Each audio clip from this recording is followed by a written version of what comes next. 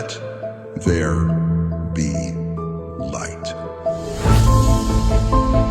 Let there be a firmament, and let it divide heaven and earth.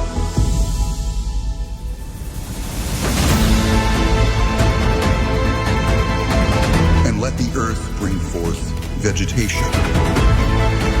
And let there be lights in the firmament. Let them divide the day from the night.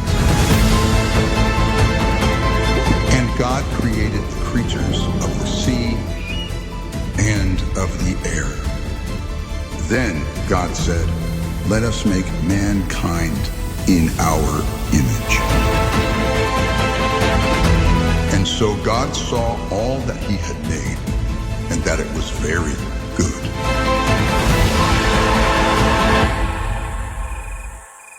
But the goodness would be corrupted.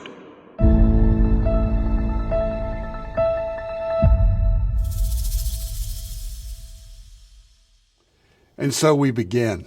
We begin with the beginning. And in the beginning, God spoke. And when he spoke, everything changed. Out of nothing came light. Out of silence came life. Out of darkness came order. Here's what you need to know. That God has spoken. The one who has called the stars into being is the same word that became flesh and walked among us. Jesus himself is the living word of God. And just as God spoke in creation and brought it into existence, he is still speaking life into dark places, dead places today. Those places in your heart, maybe in your own family, in your world. The God of creation is not silent. God has spoken, and he is not silent. His word is alive, and yes, it is powerful. Genesis 1 begins with such a powerful sentence, one of the most powerful sentences ever written. In the beginning, God created the heavens and the earth. God spoke, and light pierced the darkness.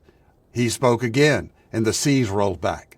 The mountains rolled. The sky stretched wide, and the earth began to teem with life. Every word he spoke carried power, creative power, his power.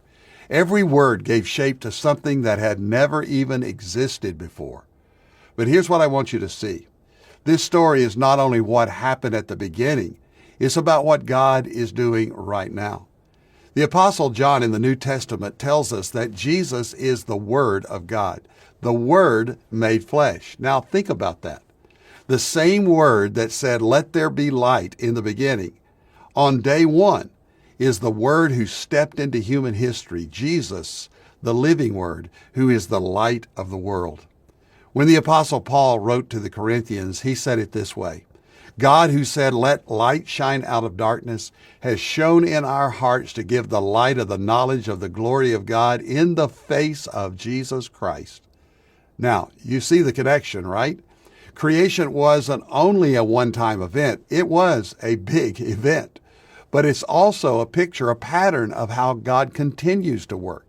He speaks light into darkness. He brings order out of chaos. He creates life where there is only emptiness. That's exactly what Jesus, the living Word, does when you give your life to follow him. You were once in darkness, but now you're living in the light. You were once spiritually dead, but now you are alive forever.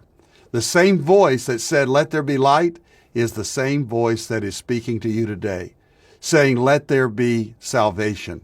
Let there be healing. Let there be hope. Let there be love. Let there be new life." Yes, Christ the Creator hasn't stopped creating.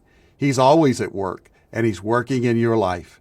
I'm Pastor Jack Graham, and this is Pray.com's Bible in a Year.